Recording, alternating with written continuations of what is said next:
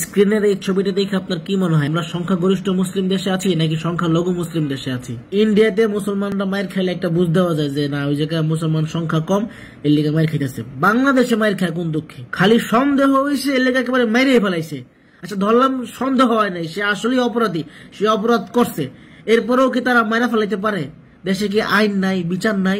আইনও আছে, বিচারও আছে, তাইলে ওরা এই সাহস পায় কই থেকে? প্রশ্নটা তো এখানেই, এত বড় সাহস পায় কেমনে যে ধৈরা জায়গাত মেরে ফেলাইবো দুইজন রে? আমার মাঝে মধ্যে ইন্ডিয়া থেকে কিছু মুসলমান ভাইরা মেসেজ পাঠায় যে ভাই আমরা ইন্ডিয়াতে অমুক জায়গায় আমরা নির্যাতিত, আমাদের নবীজির নামে হিন্দুরা অনেক কিছু বলে, আপনি এটা নিয়ে একটা প্রতিবাদী ভিডিও বানান।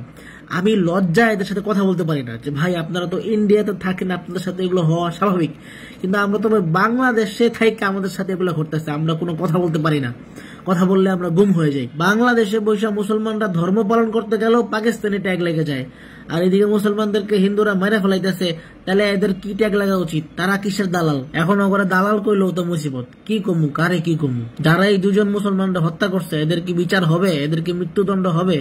মৃত্যুদণ্ড হইলে বোঝা যাবে না দেশে এখনো কিছুটা বিচার আছে।